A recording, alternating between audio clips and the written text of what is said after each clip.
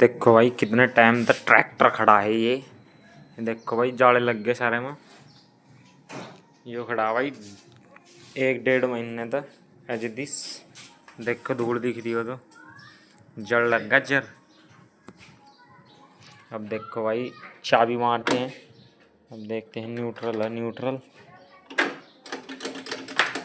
भाई सलब भी काम नहीं करती। इससे पहले हमें बैटरी लाना पड़ा पहले तार इसका।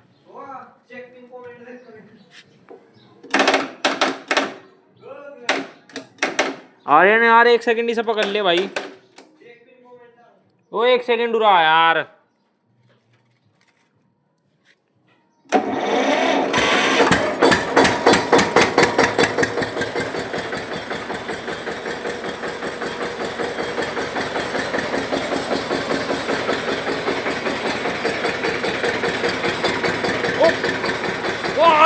बाहर दीवार घेर रखा है।